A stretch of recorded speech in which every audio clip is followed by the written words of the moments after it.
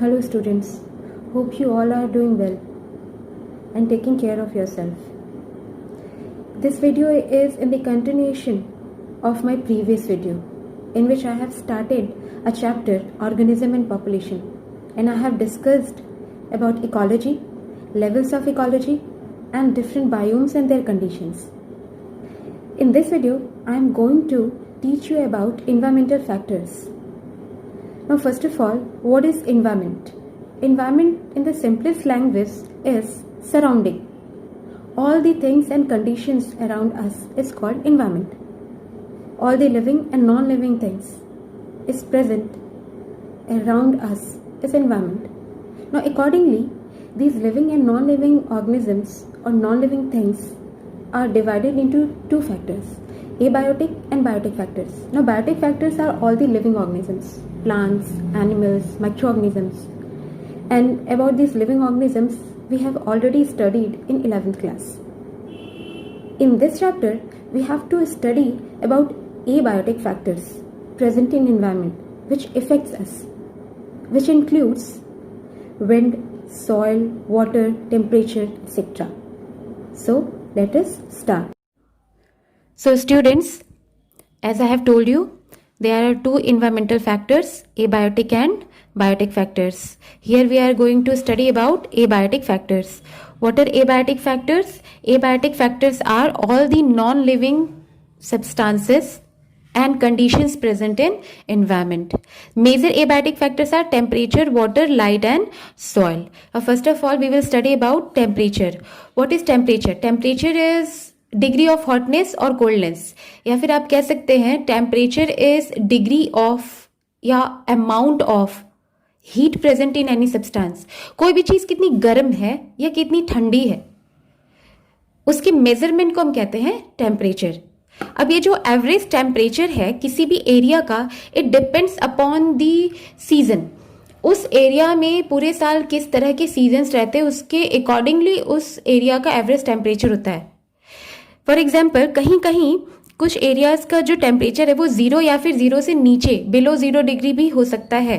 Specifically जो polar areas होते हैं और जो एरियाज हायर एल्टीट्यूड पे होती है, मीन्स ऊंचाई पे प्रेजेंट होती है, या फिर और कहीं कहीं तो जो एवरेज टेम्परेचर वो 50 डिग्री सेंटीग्रेड भी हो सकता है.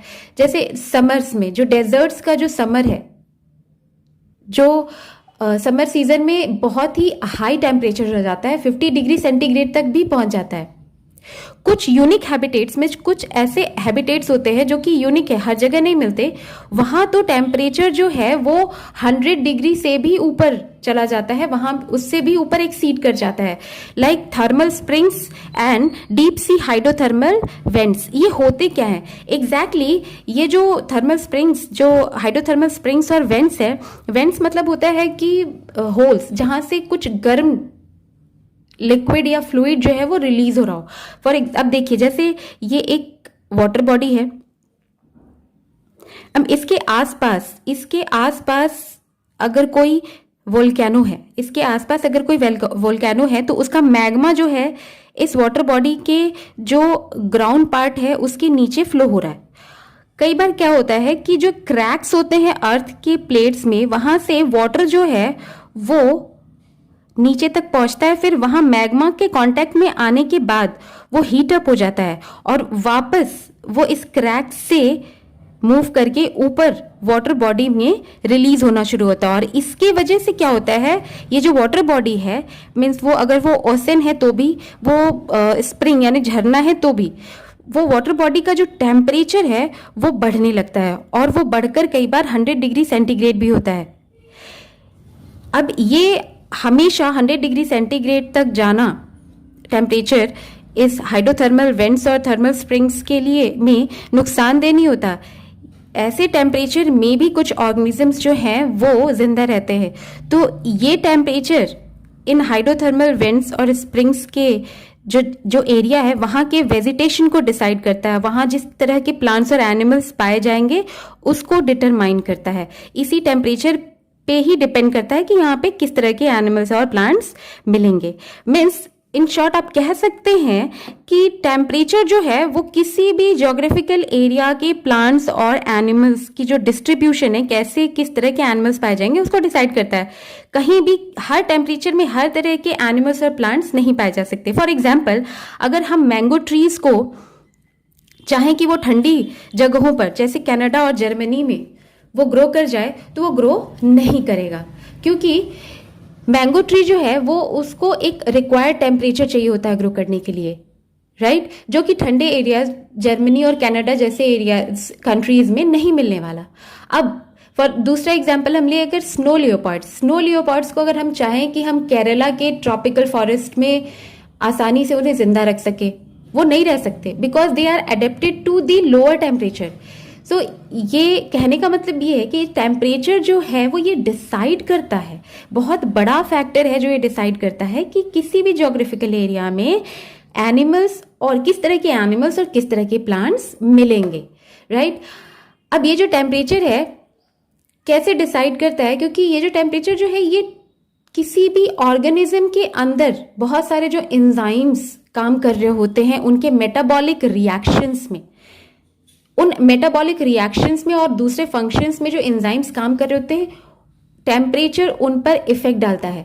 अगर सही टेम्परेचर ना हो तो एंजाइम्स जो हैं वो काम करना बंद करते हैं, क्योंकि वो डीनेचर हो जाते हैं, मीन्स वो उनका स्ट्रक्चर खराब हो जाता है, और जब स्ट्रक्चर खराब हो जाए तो फिर वो काम नहीं कर सकेंगे सही तरीके से, तो जो सारे मेटाबॉलिक रिएक्शंस है, जो फंक्शंस हो रहे ऑर्गेनिजम्स के अंदर, वो बंद हो जाएंगे।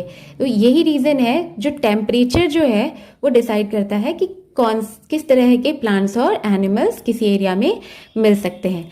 अब एक चीज देखें आप कि depending upon temperature tolerance capacity, कि कोई जो एनिमल्स हैं कितना टेम्परेचर का जो टॉलरेट कर सकता है, कितना टेम्परेचर का वेरिएशन टॉलरेट कर सकता है, उसके अकॉर्डिंग दो तरह के जो है ऑर्गेनिजम्स होते हैं, यूरीथर्मल ऑर्गेनिजम्स और दूसरे हैं stenothermal organisms. Eurythermal organisms are those organisms which can tolerate wide range of temperature, means बहुत ज्यादा वेरिएशन, बहुत दूर तक भी वेरिएशंस अगर टेम्परेचर में आए तो वो ऑर्गेनिज्म आराम से जिंदा रह सकता है। For example, best example is human beings. जो ह्यूमन बींग्स हैं, हम लोग बहुत ठंड पड़ने के बावजूद हम लोग आसानी से उस इन्वायरमेंट में अडेप्ट करते हैं।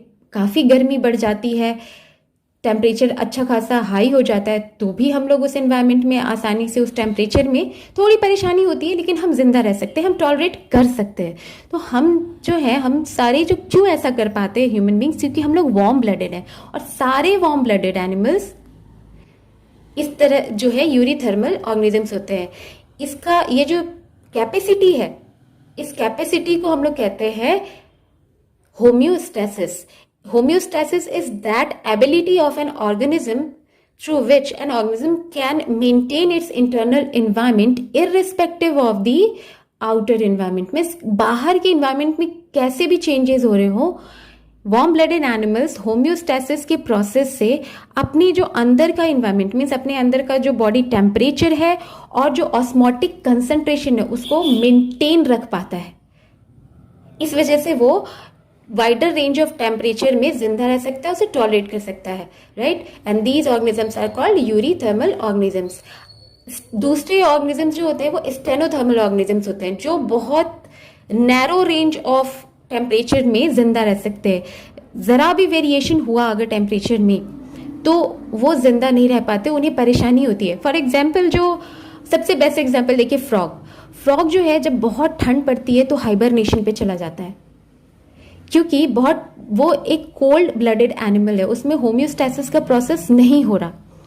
और अगर ये प्रोसेस नहीं हो रहा तो बहुत ज़्यादा टेम्परेचर बढ़ने पर क्या होगा, उसका ब्लड जो है वो फ्रीज कर जाएगा। इस वजह से वो हाइबरनेशन पे चला जाता है। वहां पर जाने के बाद वो जिंदा तो रहता है, लेकिन वो अपनी लाइफ को कंटिन्यू करने के लिए जो उसके पास स्टोर्ड मटेरियल है, स्टोर्ड जो फूड है, जो उसके फैट में रहता है, बॉडी के फैट में रहता है, उसे यूज कर रहा होता है, right. So this was all about temperature. Now next is water. Water जो है ये बहुत ही इंपॉर्टेंट फैक्टर होता है। ये एनिमल्स और प्लांट्स दोनों के लिए बहुत इंपॉर्टेंट फैक्टर है। बिना पानी के ना एनिमल्स जिंदा रह सकते हैं, ना ही प्लांट्स अपना काम कर सकते हैं, राइट। तो अब ये वाटर की जो अवेलेबिलिटी है उसके अकॉर्डिंग, अब हर जगह तो एक बराबर पानी होता नहीं, तो उसकी अवेलेबिलिटी के अकॉर्डिंग जो टेरेस्ट्रियल प्लांट्स होते हैं वो 3 तरह के होते हैं। First is hygrophytes, second is mesophytes, third is xerophytes. अब हाइग्रोफाइट्स जो है वो वेट एरिया प्लांट्स होते हैं, मीन्स आप कह सकते हैं एक्वेटिक प्लांट्स। जो एक्वेटिक प्लांट्स होते हैं वो कैसे होते हैं, जैसे एक्वेसिटम, हाइड्रिला, वेलिस्नेरिया, लोटस, लिलीज, ये एक्वेटिक प्लांट्स हैं। तो इनमें से ये जो हाइग्रोफाइट्स जो होते हैं, कुछ प्लांट्स सबमर्ज प्लांट्स होते हैं, जैसे हाइड्रिला, वेलिस्नेरिया, ये ऐसे प्लांट्स हैं जो पानी में थोड़े अंदर की तरफ सबमर्ज रहते हैं। और कुछ ऐसे भी एक्वेटिक प्लांट्स हैं जो सरफेस पे प्रेजेंट होंगे, जैसे लोटस है, लिलीज है। तो हाइग्रोफाइट्स कैसे, कौन से प्लांट्स होते हैं जिनको ग्रोथ के लिए बहुत सारा पानी चाहिए होता है, ओके। अब मीजोफाइट्स जो प्लांट्स होते हैं वो मॉइस्ट एरिया प्लांट्स होते हैं, मीन्स ना वो बहुत ही ड्राई कंडीशन में रह सकते हैं, ना ही बहुत ज़्यादा पानी में रह सकते हैं। मोस्टली ऑल दी क्रॉप्स जो हम ग्रो कर रहे होते हैं अपने फील्ड में, वो सारे क्रॉप्स जो होते हैं वो क्या होते हैं, मीजोफाइट्स, मीन्स वीट या राइस, शुगर कैन, सब जो होते हैं वो मीजोफाइट्स में ही आते हैं। और जेरोफाइट्स जो थर्ड टाइप है वो जेरोफाइटिक प्लांट्स का है। जेरोफाइटिक प्लांट्स जो ड्राई हैबिटेट्स में प्लांट्स, मीन्स आप कह सकते हैं वो प्लांट्स जिनको ग्रोथ के लिए बहुत ही कम पानी की जरूरत है। बेस्ट एग्जाम्पल तो आप जानते ही हैं कैक्टाई, जो कैक्टस का प्लांट होता है। Do you know students, aloe vera भी एक जेरोफाइटिक प्लांट है, हमारे स्कूल में भी है। और हमारे स्कूल में एक और जेरोफाइटिक प्लांट है, स्नेक प्लांट्स। ये कुछ ऐसे प्लांट्स हैं जो जेरोफाइटिक प्लांट्स हैं जिनको जिंदा रहने के लिए, ग्रो करने के लिए बहुत ही कम पानी चाहिए होता है, ओके। अब देखें, टेरेस्ट्रियल एनिमल्स जो होते हैं उनको भी पानी की जरूरत होती है। जैसे प्लांट्स की तरह एनिमल्स जो है उन्हें भी पानी की जरूरत होती है। तो पानी का क्या सोर्स है एनिमल्स के लिए, 2 ही सोर्स होते हैं, एक तो फूड होगा और दूसरा वाटर होगा। जो फूड है, फूड में कुछ little bit amount of water जो है वो एनिमल्स को मिल जाता है, लेकिन डायरेक्टली सबसे ज़्यादा जो पानी हमें मिल रहा है वो कहाँ से मिलता है, हमें वो मिलता है जो डायरेक्टली हम वाटर बॉडी से जो पानी पी रहे होते हैं। लेकिन कुछ ऐसे एनिमल्स हैं जो ड्राई हैबिटेट में रहते हैं। अब जैसे हमें तो जो एक्वेटिक एनिमल्स हैं उन्हें तो आसानी से पानी मिल रहा है, जो नॉर्मल जो एरियाज जो टेरेस्ट्रियल एनिमल्स हैं उनमें जहाँ पर पानी अवेलेबल है वो तो पानी पी ले रहे हैं। मगर जो ड्राई हैबिटेट में रहते हैं एनिमल्स, जो कि जेरोफाइटिक एनिमल्स होते हैं, उनका क्या, उन्हें पानी बहुत हमेशा पीने को नहीं मिलता। या तो वो स्टोर करते हैं, एक बार बहुत सारा पानी पीकर वो स्टोर कर रहे होते हैं, जैसे कैमल। लेकिन कुछ ऐसे एनिमल्स हैं जैसे कंगारू रैट, वो पानी नहीं पीता। वो जो भी पानी उसे मिलता है, जो भी जिंदा रहने के लिए उसे चाहिए, वो अपनी फूड से ही अवेलेबल उसे होता है। जो वो खाना खाता है उसके बॉडी में कुछ केमिकल रिएक्शंस होते हैं जिससे उसे वो फूड से जो वाटर है वो एक्सट्रैक्ट करके वाटर वहाँ से यूज़ कर रहा होता है। आगे हम देखेंगे एडेप्टेशंस में और रिस्पॉन्स ऑफ जो एनिमल्स है अकॉर्डिंग टू एबायोटिक फैक्टर्स, उसमें कि कैसे क्या ऐसा करता है कंगारू रैट जिससे वो फूड से वाटर जो है एक्सट्रैक्ट करके यूज़ कर पाता है। अब देखिए एक्वेटिक हैबिटेट्स में पानी बहुत होता है और हमें तो ये लगता है कि अब इन्हें तो हमारे हिसाब से तो एक्वेटिक हैबिटेट्स में जो एनिमल्स और प्लांट्स हैं उन्हें पानी की कोई दिक्कत नहीं होगी, पर ऐसा नहीं है। उनके साथ भी कुछ वाटर रिलेटेड प्रॉब्लम्स होते हैं और सबसे बड़ी प्रॉब्लम होती है वाटर की क्वालिटी। वो जिस पानी में रह रहे हैं, जिस वाटर बॉडी में रह रहे हैं, उस पानी की क्वालिटी कैसी है। क्वालिटी मीन्स 2 चीज़ें हैं, एक केमिकल कंपोजिशन और दूसरा पीएच। अगर इस वाटर बॉडी के केमिकल कंपोजिशन और पीएच में वेरिएशन, जरा भी वेरिएशन आता है, तो वहाँ रहने वाले जो भी प्लांट्स और एनिमल्स हैं उनकी लाइफ पे बहुत इफेक्ट पड़ रहा होता है। अब जैसे कि आप फॉर एग्जांपल आप देखें, अब कभी भी किसी फ्रेश वाटर एनिमल को ले जाएंगे सी वाटर में डाल देंगे तो it can not live there, वो वहां रह ही नहीं सकता, वो जिंदा नहीं रहेगा, थोड़ी देर में वो मर जाएगा। और वैसे ही अगर सी वाटर में रहने वाले किसी एनिमल या प्लांट को आप फ्रेश वाटर में डाल दें तो वो ज्यादा देर वहां जिंदा नहीं रह सकता। क्यों नहीं रह सकता? इसका सबसे बड़ा रीजन है सॉल्ट कंसंट्रेशन। सॉल्ट कंसंट्रेशन जो है, अगर आप जानते हैं कि सी वाटर में बहुत ज्यादा सॉल्ट कंसंट्रेशन होता है in comparison to fresh water, right. तो जहां उस एरिया में जहां मैराइन जो ओशन है, जो सी है, वहां पे जो एनिमल्स रह रहे हैं वो एडेप्टेड होते हैं कि वो उसके अकॉर्डिंग ही उनके अंदर का जो ऑस्मोटिक बैलेंस है सॉल्ट और वाटर का वो बना होता है कि वो उतने ही सॉल्ट कंसंट्रेशन के वाटर में रह सकते हैं। अगर उन्हें फ्रेश वाटर में ला के रखा जाए तो उनका जो ऑस्मोटिक बैलेंस है, अंदर का वाटर और सॉल्ट का जो बैलेंस होता है, वो बैलेंस बिगड़ जाता है। और जैसे ही वो बैलेंस बिगड़ता है, these animals and plants used to die। ठीक, तो वाटर में रहने वाले जो एनिमल्स और प्लांट्स हैं उनके साथ भी प्रॉब्लम है वाटर के केमिकल कंपोजिशन और पीएच की, वो प्रॉपर होना चाहिए ताकि वो सही तरीके से वहां जिंदा रह सके। अब अभी हमने बात की सॉल्ट कंसंट्रेशन की। सॉल्ट कंसंट्रेशन बहुत ही इंपॉर्टेंट फैक्टर होता है वाटर का, किसी भी एक्वेटिक हैबिटेट का। तो इसको कैसे हम लोग मेजर करते हैं, पता कैसे करेंगे? अच्छा, ये सॉल्ट कंसंट्रेशन जो होता है वाटर का, उसको हम सैलिनिटी भी कह सकते हैं। तो सैलिनिटी जो है, it can be measured as a salinity in parts per 1000। Means for example, जैसे देखिए सैलिनिटी ऑफ इनलैंड वाटर, जो जनरली हम टेरेस्ट्रियल एरियाज में वाटर हमें मिलता है, उसकी सैलिनिटी होती है 5 पर 1000 पार्ट्स। मीन्स आप कह सकते हैं अमाउंट ऑफ मिलीग्राम, कितना मिलीग्राम सॉल्ट जो है वो प्रेजेंट है 1 ग्राम सॉल्यूशन में। अब 1 ग्राम सॉल्यूशन मीन्स 1000 मिलीग्राम सॉल्यूशन। तो अगर किसी वाटर बॉडी में, मीन्स इनलैंड वाटर में, अगर 5 मिलीग्राम ऑफ सॉल्ट है 1000 मिलीग्राम सॉल्यूशन में, तो हम कहते हैं कि salinity of inland water is 5 per 1000 parts. वैसे ही salinity of sea water is 30 to 35 milligram per 1000 parts, means 30 to 35 milligrams पर 1000 मिलीग्राम सॉल्यूशन, राइट।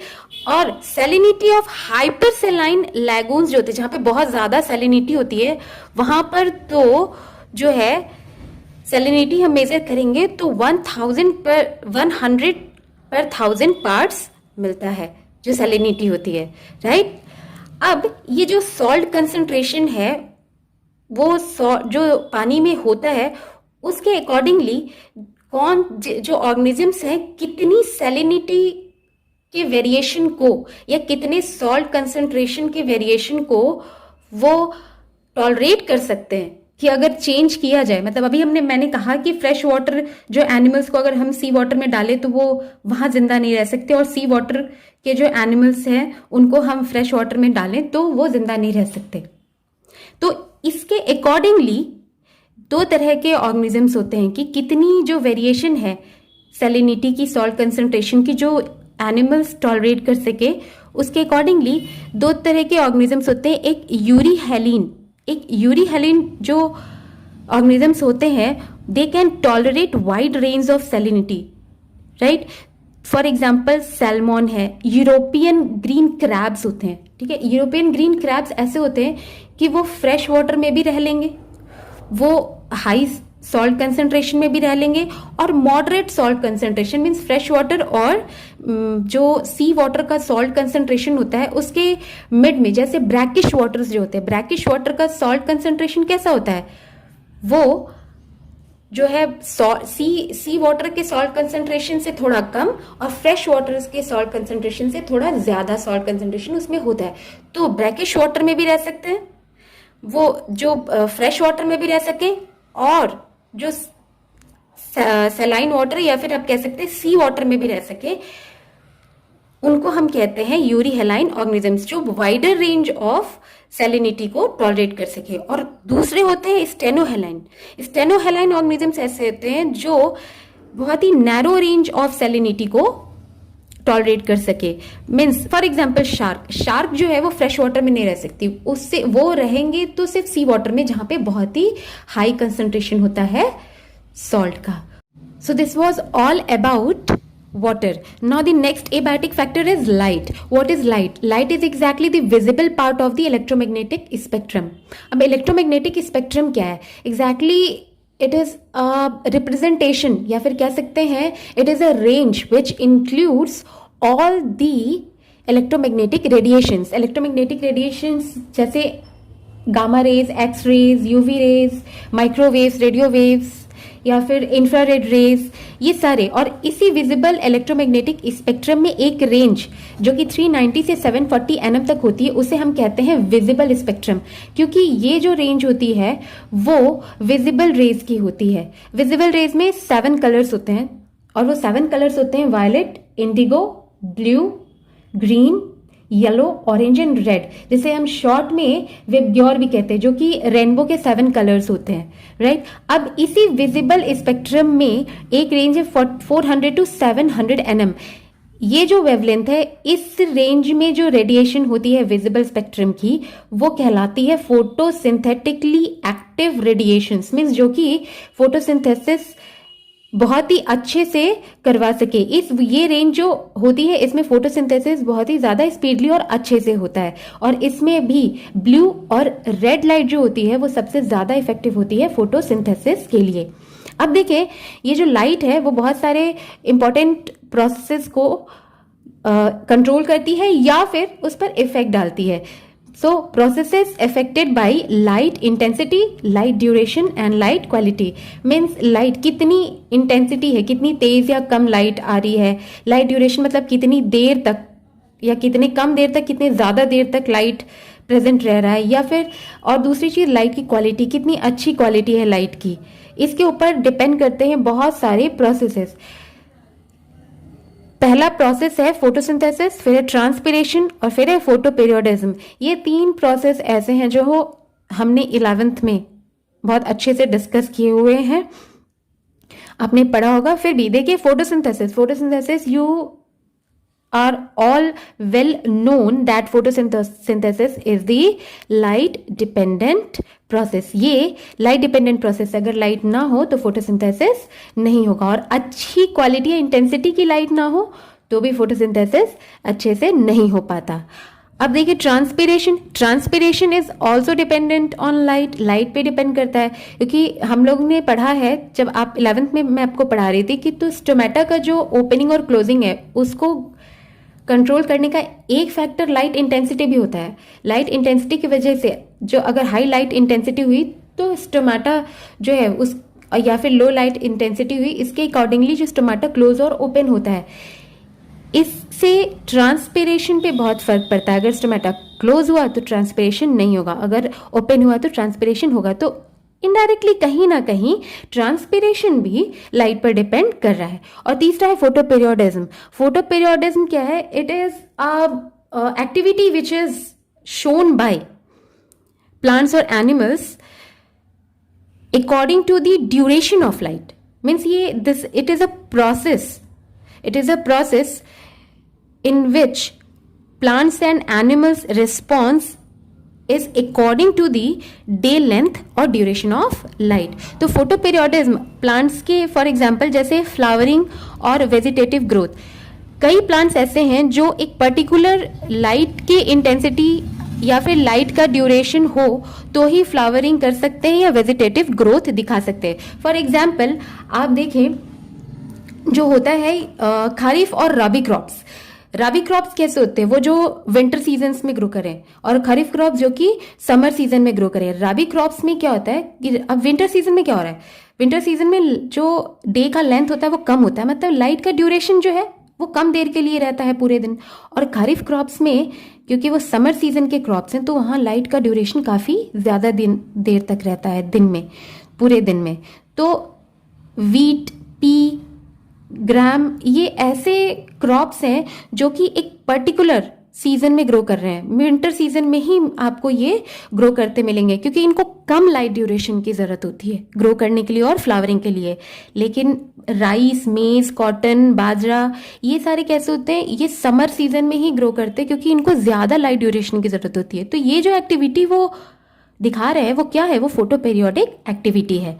फिर हम बात करते हैं एनिमल्स में फोटो पीरियोडिक एक्टिविटी क्या है। फोटो पीरियोडिक एक्टिविटी एनिमल जो शो करते हैं उसमें से सबसे पहला एक तो माइग्रेशन है।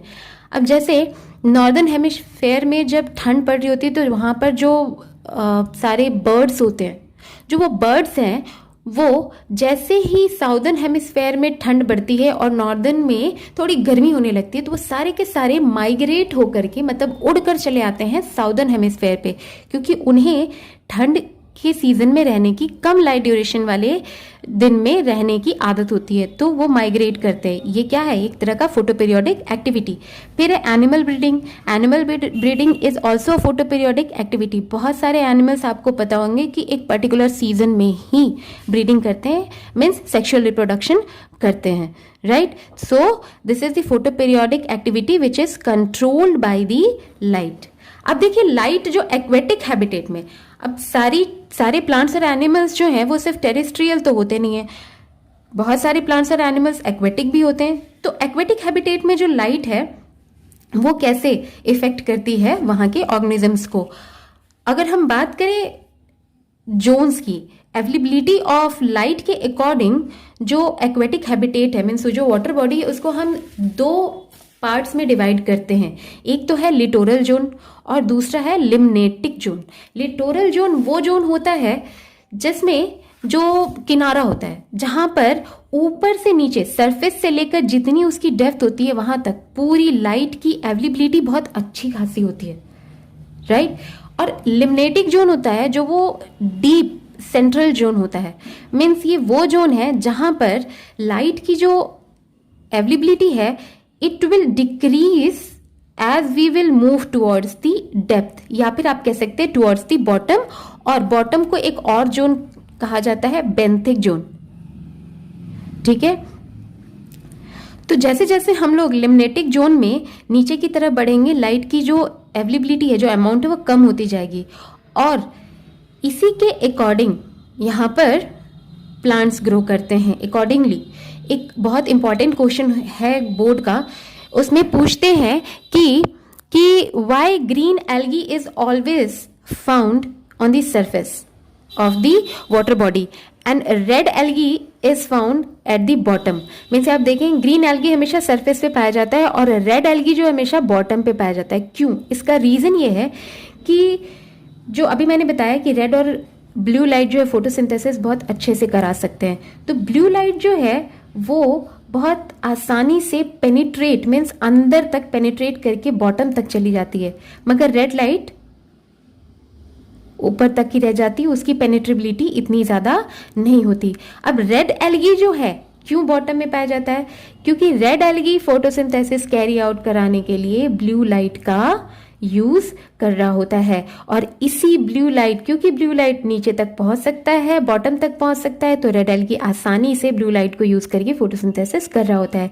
मगर जो ग्रीन एल्गी है, ग्रीन एल्गी सरफेस पे ही होता है, क्योंकि इसे काफी ज्यादा लाइट की जरूरत होती है फोटोसिंथेसिस करने के लिए। लो लाइट कंडीशन में वो फोटोसिंथेसिस नहीं कर सकता, right. So this was all about light and now the last abiotic factor is soil. देखिए सॉइल क्या है? सॉइल क्या कह सकते हैं आप? सॉइल जो है it is combination of particles, rocks, ग्रैन्युल्स and micro organisms. जो वहां पर micro organisms, humus particles, rocks, stones या फिर ग्रैन्युल्स पाए जा रहे हैं, उसके कॉम्बिनेशन को हम सॉइल कहते हैं। अब देखें कि ये जो नेचर और प्रॉपर्टी है, nature and property of soil depends upon some factors. कुछ फैक्टर्स होते हैं, कहीं किसी एरिया का सॉइल का जो नेचर और जो प्रॉपर्टी है, वो सॉइल कैसा होगा, वो डिपेंड करता है वहां के कुछ फैक्टर पे। जैसे क्लाइमेट, अब देखिए क्लाइमेट कैसे डिसाइड करता है? जहां पर बारिश ज्यादा होती है, जहां पे भी बारिश ज्यादा होती है, आप वहां देखेंगे कि वहां वेजिटेशन बहुत अच्छी होती है। और जहां बारिश कम होती है वहां पे वेजिटेशन का मतलब वहां पर जो है प्लांट्स कम होते हैं, और प्लांट्स कम होते हैं, बहुत कम स्पीसीज पाई जाती हैं वहां पे प्लांट्स और एनिमल्स की। तो क्लाइमेट जो है वो बहुत इंपॉर्टेंट फैक्टर है जो ये डिसाइड करता है कि वहाँ सॉइल का नेचर कैसा होगा। नेचर मतलब वहाँ की उस सॉइल की फर्टिलिटी कैसी होगी। फिर दूसरी चीज जिस पर सॉइल का नेचर और प्रॉपर्टी या क्वालिटी डिपेंड करता है वो है weathering process. Weathering is formation of soil. तो जैसे रॉक्स टूट कर, अब पहले से ही तो सॉइल होता नहीं है, फॉर्मेशन होता है सॉइल का, तो रॉक्स जो हैं वो टूटते हैं और धीरे धीरे टूट टूट कर वो सॉइल बनाते हैं।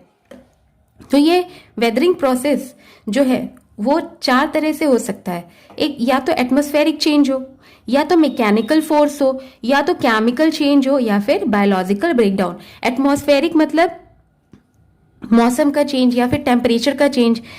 फॉर एग्जाम्पल एक रॉक है, इस रॉक में जब टेम्परेचर हाई होता है तो ये एक्सपेंड करता है, और जब लो होता है तो ये फिर कॉन्ट्रैक्ट करता है। और ये एक्सपेंशन और कॉन्ट्रैक्शन की वजह से रॉक्स में क्या होता है, क्रैक्स आ जाते हैं, और इस क्रैक्स की वजह से जो है धीरे धीरे क्रैक्स बढ़ती जाएंगी और रॉक्स ब्रेक डाउन होगा। और इस प्रोसेस से क्या होता है कि फर्दर छोटे छोटे सॉइल के पार्टिकल्स बनते हैं। फिर है मैकेनिकल फोर्सेस। मैकेनिकल फोर्सेस में आता है विंड और वाटर का जो फोर्स है।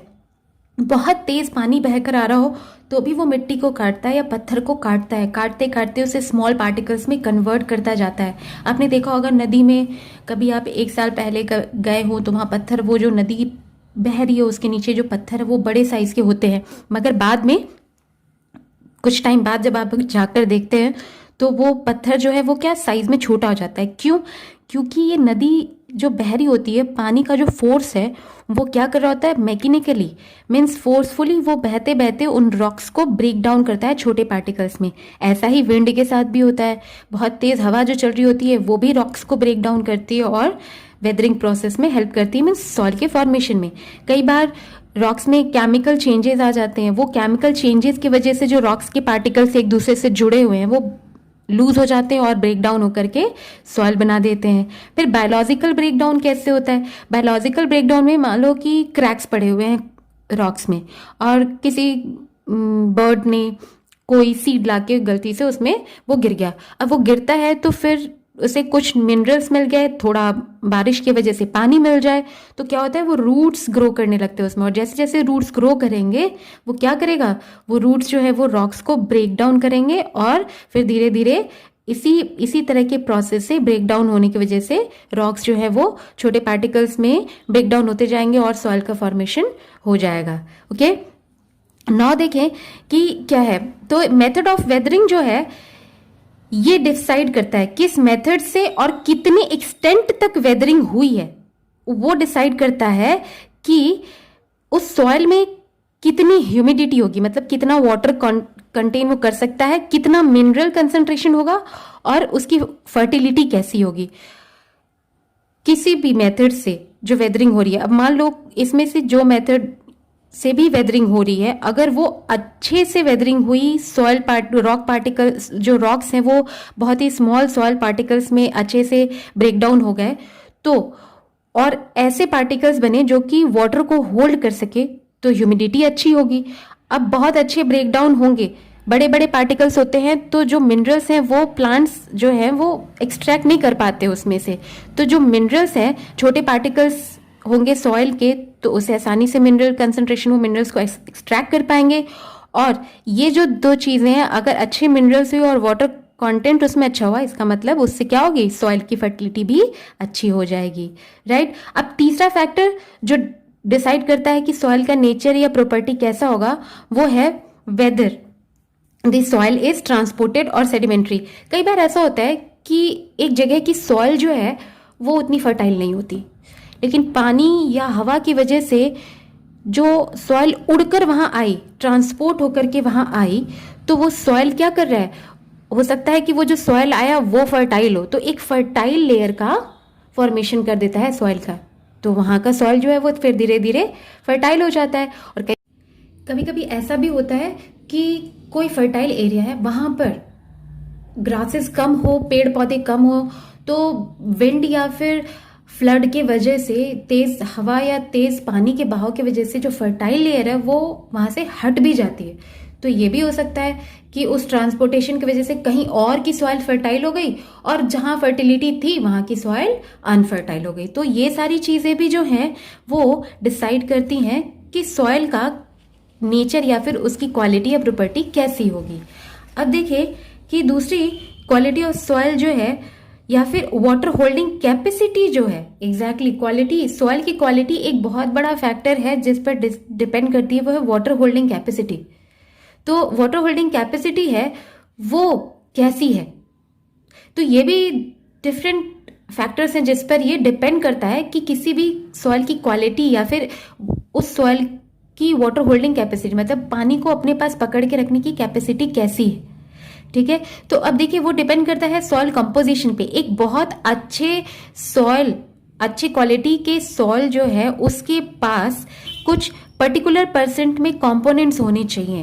पहला है मिनरल मैटर जो कि 40% होना चाहिए, ऑर्गेनिक मॉइस्चर कम से कम 10%, सॉइल मॉइस्चर कम से कम 25%, soil air at least 25% and soil organisms, ये डिपेंड करता है, कहीं ज्यादा हो सकते हैं कहीं कम हो सकते हैं। तो ये जो प्रोपोर्शन है इस कंपोनेंट का एक अच्छी क्वालिटी की सॉइल में होना चाहिए, तभी वहां की सॉइल की वाटर होल्डिंग कैपेसिटी अच्छी होगी। फिर दूसरी है ग्रेन साइज, मीन्स इसे हम एक तरह से कह सकते हैं सॉइल टेक्सचर, मीन्स छूकर जो सॉइल कैसा लग रहा है इस पर, इसको हम कहते हैं ग्रेन साइज या फिर सॉइल टेक्सचर। ये there are 3 main texture of soil depending upon the grain size. पहला है सैंडी सॉइल, ये जो बालू आप जानते होंगे, जो ये सैंडी सॉइल है इसमें क्या है ना, वाटर होल्डिंग कैपेसिटी बहुत कम होती है। आप कभी देखना, बालू लेंगे आप, सैंड लेंगे और उसमें पानी डालेंगे तो तुरंत ही, जैसे एक छन्नी में अगर आप ले लें, एक जैसे चाय छन्नी है उसमें आप कुछ सैंड डालिए और उसके बाद आप उसमें पानी डालिए और आप चाहें कि पानी वहां पे रह जाए, वो नहीं रहेगा बिल्कुल। उस जैसे ही पानी डालेंगे वो नीचे के नीचे तुरंत पूरा पानी गिर जाएगा। बहुत लो वाटर होल्डिंग कैपेसिटी होती है सैंडी सॉइल की। तो अगर जहां पर सैंड ज्यादा है तो उस जगह पे तो ऑब्वियस सी बात है, जहां सैंड ज्यादा होगी उस जगह फर्टिलिटी अच्छी नहीं होगी, क्वालिटी सॉइल की अच्छी नहीं होगी। फिर दूसरा टाइप का सॉइल होता है क्लेई सॉइल। अब क्लेई सॉइल जो है वो बहुत चिकना होता है, ठीक, लेकिन इसकी जो वाटर होल्डिंग कैपेसिटी जो होती है वो सैंडी सॉइल से ज्यादा जरूर होती है, पर ये भी बहुत अच्छी क्वालिटी का सॉइल नहीं होता है क्योंकि इसमें पोर्स कम होते हैं। अब अच्छी क्वालिटी का सॉइल का मतलब वाटर होल्डिंग कैपेसिटी सिर्फ नहीं होती, फर्टिलिटी भी होनी चाहिए। तो क्ले सॉइल में water holding capacity Sandy soil से तो ज्यादा होती है, लेकिन उतनी भी नहीं होती कि इसकी क्वालिटी हम बहुत अच्छी कहें। फिर लोमी सॉइल जो है ये मिक्सचर होता है स्लिट्स, क्ले, थोड़ा सैंड, थोड़ा ह्यूमस। तो ये सारे के मिक्सचर से जो सॉइल बनता है वो कहलाता है लोमी सॉइल, और ये हाईएस्ट वाटर होल्डिंग कैपेसिटी होती है इसकी। ये सबसे ज्यादा पानी जो है वो होल्ड कर सकता है, और ये इसके अंदर बहुत अच्छी बात ये होती है कि पोर्स भी बहुत होते हैं। तो पोर्स अच्छे होते हैं इसके, इतने पोर्स होते हैं कि आसानी से इसमें रूट ग्रो कर सके, क्योंकि बहुत ही क्लोजली अटैच्ड जो सॉइल पार्टिकल्स होते हैं वहां पे प्लांट्स का ग्रो करना भी मुश्किल होता है। अब यही चीज आती है थर्ड पॉइंट में। थर्ड फैक्टर है एग्रीगेशन, मीन्स सॉइल पार्टिकल्स जो हैं वो कैसे एक दूसरे से अटैच्ड हैं। अगर बहुत लूज है तो वाटर होल्ड नहीं कर पाएंगे, अगर बहुत टाइट है तो वाटर होल्ड कर भी लें मगर वहां पे रूट्स जो है वो ग्रो नहीं कर पाएगा। तो अगर एक अच्छी क्वालिटी का सॉइल चाहिए तो वहां पर एग्रीगेशन सॉइल पार्टिकल्स की कैसी होनी चाहिए, बहुत टाइट भी नहीं और बहुत लूज भी नहीं। लोमी सॉइल में जैसे होता है कि वो अच्छा एग्रीगेशन भी होता है उनका ताकि वाटर को होल्ड कर सके, और उसमें पोर्स भी होते हैं ताकि आसानी से प्लांट्स ग्रो कर सके, राइट। अब देखें कि जो किसी एरिया का वेजिटेशन जो है वो भी सॉइल के बहुत सारे कैरेक्टरिस्टिक्स के ऊपर डिपेंड करता है। Means vegetation in an area is determined by various factor of soil. तो सबसे पहला तो है pH of soil. PH of soil में आप बात करेंगे कि पीएच जो होता है मैक्सिमम, जो अच्छे फर्टाइल सॉइल जो कहलाते हैं, प्लांट्स जो है जनरली या तो न्यूट्रल जो सॉइल होगा न्यूट्रल पीएच के सॉइल में अच्छा ग्रो करेगा, या फिर लिटिल बिट एसिडिक जो पीएच होगा अगर सॉइल का वहां अच्छा ग्रो करता है। एल्कलाइन जहां पर होगा मीन्स जहां बेसिक होगा नेचर सॉइल का वहां वो ग्रो नहीं कर सकता, मीन्स फर्टिलिटी अच्छी नहीं है उस सॉइल की। तो फिर दूसरा है मिनरल कंपोजिशन। अब मिनरल कंपोजिशन क्या है? मिनरल कंपोजिशन में जैसे nitrogen, sulphur, calcium, phosphorus, potassium, ये सारे मिनरल्स बहुत इंपॉर्टेंट होते हैं प्लांट्स के लिए। तो जिस भी सॉइल में ये मिनरल्स अच्छे प्रोपोर्शन में होंगे वहाँ की वेजिटेशन बहुत अच्छी होगी, वहाँ पे बहुत आसानी से और अच्छे प्लांट्स ग्रो कर सकते हैं। फिर है topography. Topography is exactly the map of the area. किसी लैंड एरिया का एक मैप है जिससे ये पता कर सकते हैं, ये पता चलता है कि उस एरिया में कहाँ माउंटेन है, कहाँ रिवर है। और ये जानने का क्या फ़ायदा है? ये जानने से फ़ायदा ये होता है कि हम ये जान सकते हैं कि वहाँ पर मौसम कैसा होगा, उस एरिया में बारिश कैसी हो सकती है। जैसे माउंटेन, अगर माउंटेन है तो मान लो कि इस तरफ से बादल आ रहे हैं और वो माउंटेन से टकराकर यहीं बरस गए, तो अगर इस पूरे एरिया में एक माउंटेन है बीच में तो ऑब्वियसली बात है उसके उस माउंटेन के इस एरिया की तरफ बारिश कम होगी, तो यहाँ वेजिटेशन उतना अच्छा नहीं होगा जितना माउंटेन के इस एरिया में, क्योंकि बारिश ज़्यादा इधर हो रही है। ठीक, तो टोपोग्राफी भी डिसाइड, सॉइल की जो ये टोपोग्राफी है वो भी डिसाइड करती है कि वेजिटेशन कैसा होगा। Fourth is percolation and water holding capacity, means कितनी अच्छी वाटर होल्डिंग कैपेसिटी है और वो होल्ड वाटर कितना वो वहाँ के प्लांट्स जो वहाँ ग्रो कर रहे हैं वो उसे यूज कर पा रहे हैं। तो उसके ऊपर भी डिपेंड करता है कि वेजिटेशन उस एरिया का कैसा होगा। तो देखिए चार तरह से जो है वाटर जो है चार फॉर्म में सॉइल में प्रेजेंट होता है। First is hygroscopic water, second is water vapours, third is combined water and fourth is capillary water. अब देखिए हाइग्रोस्कोपिक वाटर क्या होता है? हाइग्रोस्कोपिक वाटर मीन्स ये सॉइल में जो है वो कोलोइड्स के फॉर्म में रहेगा, मीन्स ऐसे ये इसके साथ अटैच्ड रहेगा, इसके ऊपर कोलोइड्स के फॉर्म में अटैच्ड रहता है। तो ये हाइग्रोस्कोपिक वाटर ऐसा है जो कि प्लांट्स के लिए अवेलेबल नहीं होता है। फिर एक टाइप है वाटर वेपर। वाटर वेपर के फॉर्म में भी वाटर होता है सॉइल्स में, तो सॉइल के बीच में अब गैसियस फॉर्म में रहेगा, तो ऑब्वियसली बात है ये जो है it is not a best mode of water या best type of water in soil which can be use by plant, तो ये भी प्लांट को अवेलेबल नहीं होता। फिर है तीसरा कंबाइंड वाटर। कंबाइंड मीन्स ये जो वाटर है it is combined with chemicals, अलग अलग तरह के जो मिनरल्स केमिकल्स हैं उसके साथ कंबाइंड फॉर्म में रहता है वाटर, तो ये भी वाटर जो है it is not available to plants. फिर है capillary water.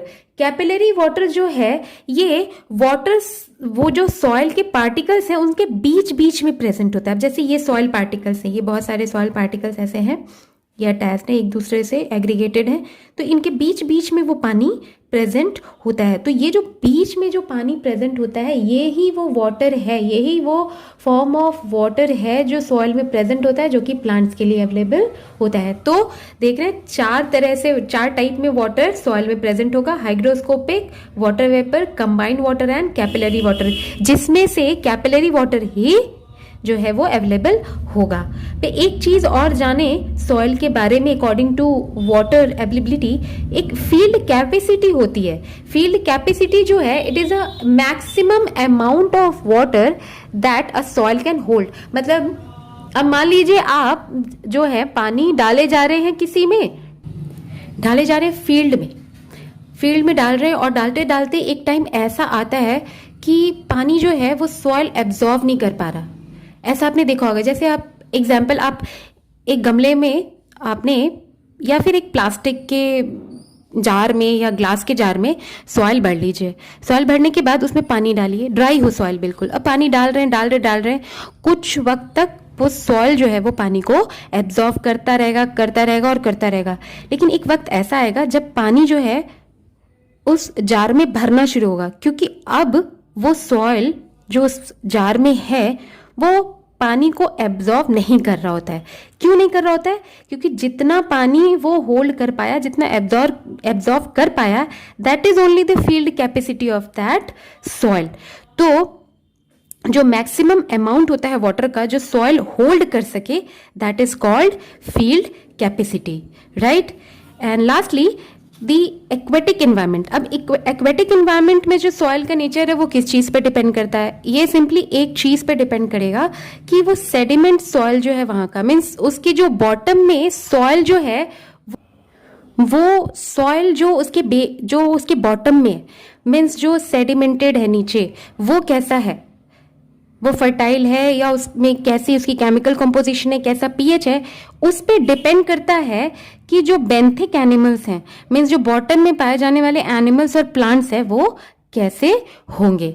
So students, this is all about the abiotic factors of environment. In next class, we will talk about responses of organisms to abiotic factors. Thank you.